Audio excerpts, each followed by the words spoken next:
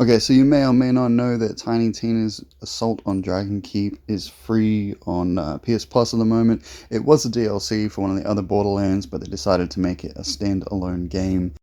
Don't get this confused with Tiny Tina's Wonderlands, although it is a Wonderlands adventure, it is not that game. You can pre-order it, however, if you feel like it. Alright, let's start it. So, you want to hear a story, huh? Come, I'll tell you everything you need to know. On a planet called Pandora, daring warriors called Vault Hunters scoured the borderlands in search of treasure and power. But they weren't the only ones. Handsome Jack, CEO of Hyperion Corporation, wanted the vault and its secrets for himself. He and his robotic legions held the planet in an iron grip. The leader of the Vault Hunters was a brave man named Roland. He rallied an army of friends and warriors to fight Jack's tyranny. Closest to him was Tina, a young orphaned explosives expert.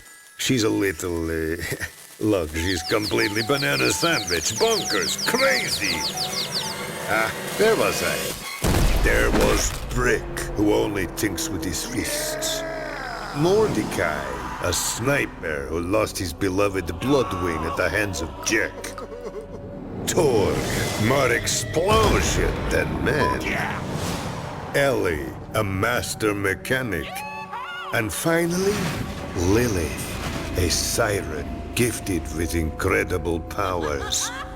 However, she was not the only siren. Jack's daughter Angel used her powers to manipulate and betray the Vault Hunters. Though she turned on her father in the end, the damage was done. Jack was defeated, but at a heavy cost. Roland didn't live to see the victory his friends had earned.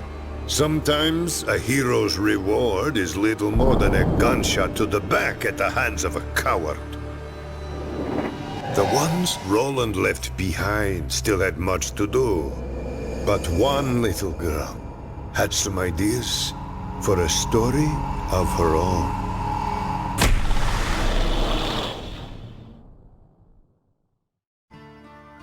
Once upon a time, the Vault Hunters played a game. The world is on the brink of going boom boom. This is our most desperate hour.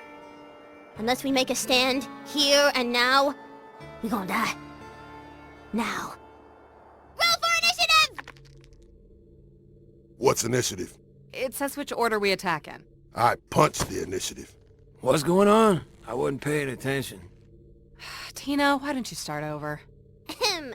Welcome, fine ladies, to your first session of the most coolest game in the world, Bunkers and Badasses!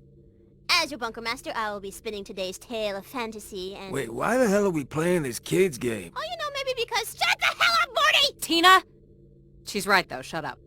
While our vault hunting buddies beat the slamma-jamma out of that Hyperion informant downstairs, I thought we could play a game. Now, pick your characters. You got the Necromancer, the Commando, the Siren... Siren. Dibs. My siren's name is Brick, and she is the prettiest.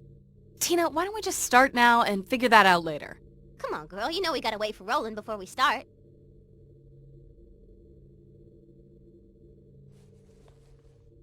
Tina, Roland's... You know Roland's not coming, right? He's not here anymore. Yeah, he's probably running late or something. We'll just start now. So, like I said... Roll for initiative, suckers!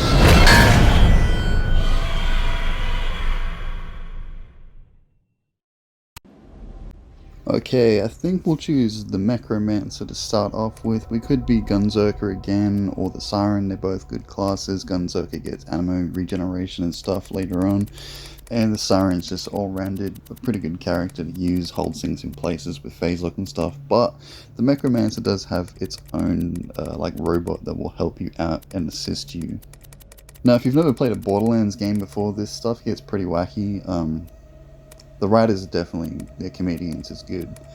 Heaps of quests, crazy adventures, crazy characters, heaps of customization, as you can see. A lot of this you had to unlock during the actual gameplay, or purchase it, but for some reason it's unlocked in this. I don't know if that's because I already have the original game with all it unlocked, or if this one already has it unlocked. You'll have to find that out for yourself.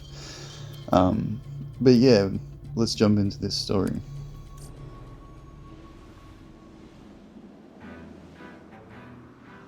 You arrive at the docks of Flame Rock Refuge. This place used to be really nice, until the handsome sorcerer messed everything up. I say we head toward the town to investigate. Okay, so this is going to be like a mini tutorial at the start of this. The dialogue is going to be hilariously narrated by Tiny Tino, who is a batshit crazy little psycho girl. It is pretty funny though. I believe there's also going to be dialogue from the other characters from Borderlands 1. Don't expect this to be like a heaps long game though, because it was just a DLC. Like, it did take us... I think it took us a couple of hours to finish this the first time we ran through it, because if you didn't know, it's co-op. You can play split screen. You can also like duel each other and stuff, and I think you can matchmake to have up to 4 people. So 2 people split screen, and then 4 people if you have 2 split screen, and then 2 people online as well. So like, it's kind of handy, kind of cool. Whatchamacallit. Yeah, a lot of this game, after you finish it, you're going to just spend like just dropping loot, trying to drop like the best loot possible from bosses and stuff like that. This sensitivity feels really, really awkward. Also, I'm having a little bit of issue adjusting my eyes to these graphics because I'm used to playing realistic-ish games or like Fallout or something else, and these graphics do kind of hurt my eyeballs at the moment. So it's going to take me a minute to get used to that. I might actually turn the sensitivity down in a second because this does feel a little bit awkward. Let me just deal with these really quickly. Oh yeah, alright. Let me use the Tog weapon.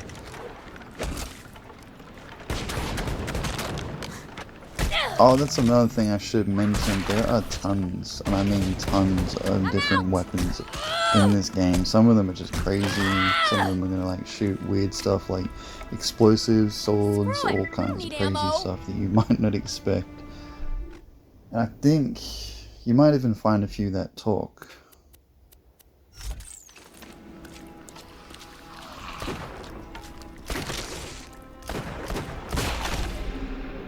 Alright, now that we're done... Oh yeah, I should have mentioned that too. There's a whole skill tree to this, huh?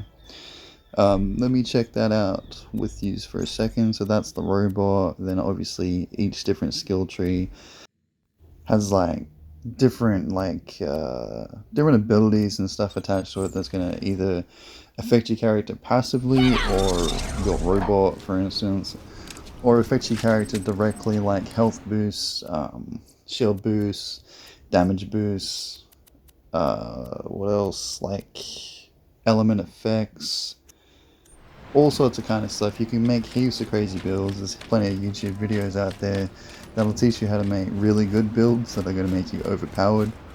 Well, I recommend just mopping around yourself, so that way, you know, it's not overly easy and you can make a unique class yourself. Surprise attack! Oh, I want to slap you. You try to attack the dragon, but your attacks do nothing!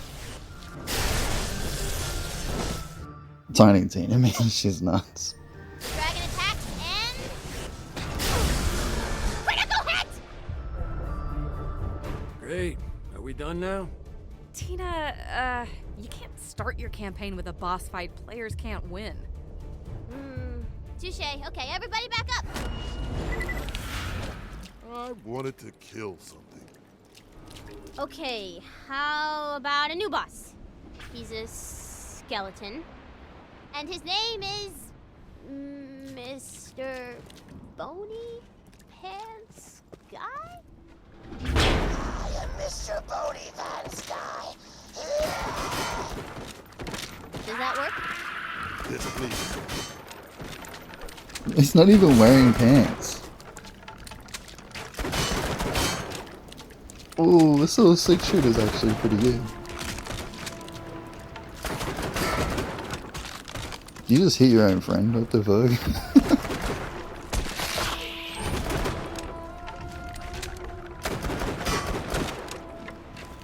Oh, we got the robot on. Best robot ever. All right, the road to Flame Rock Refuge is open. You should go there. Go, go, go. Alright, so as you just saying then, a lot of bosses are going to drop you loot, and obviously it's going to have different rarity. And I think it's like randomized, it's like RNG, there's like a chance that it could be something really good. The higher level you are, the more likely you are to drop good loot, and I think there's also, I don't actually think to check, but I'm pretty sure once you finish the story mode of this, it should unlock that other mode, Ultimate Vault Hunter, which is harder. Oh, and then of course they had, what did they call them, Chaos modes or something? And you could scale the level up, I think like a 10 times multiplier up to that anyway, something like that. Yeah, I don't know if that's going to be in this, but I imagine it would be because it's in most Borderlands things to have that Ultimate Vault Hunter mode, and that other one's kind of fairly new. So to save time on this video, as well as to save from too many spoilers, I'm only going to go to the first town and then we'll end the video. But I will say, I mean, like, look, this is free on PlayStation Plus. If you've never played Borderlands before and you just kind of wanted to see what it was like, this is a great time for you to download this and just to be able to test it. Then you can see if you like it, if you don't like it, whatever. But I mean, like, it's guns, violence, and chaotic characters. What's not to like about it? Where am I?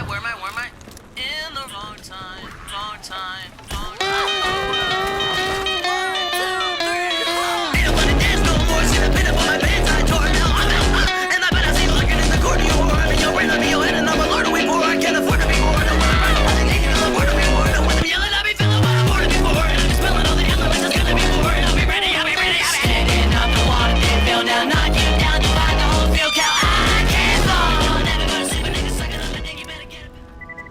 Oh, I almost forgot to. If you're a Dragon Ball Z fan, I'm pretty sure Mr. Satan is the same guy that voices the tall guy in this game. And I don't know about you guys, but I'm excited for Tiny Tina's Wonderlands because it is going to be sick. It looks like there's also like some crazy like swords and stuff in it that, I mean, like, we've kind of wanted that for, I don't know about you guys, but I've kind of wanted that in these games for a while, a nice melee weapon. Like, I seen the trailer for it, he's like spinning around in a circle with a hammer and stuff. It kind of looked like Fable, but Borderlands, you know what I'm saying? Oh good, the chest didn't eat us. Yeah, that, I should warn you, that can happen. The chest will sometimes come alive and try to eat you. I think they're called tricksters or something. So much hotness. You know, if you've played Dark Souls or anything, the mimics, that's what they call mimics, will try to eat you. Yeah, more damage, that sounds good. Oh yeah, and don't be scared to just chuck the points anywhere, because you can reset it later on at a personal station. It doesn't really cost that much, so it's not an issue. Also, there's like, what are they called?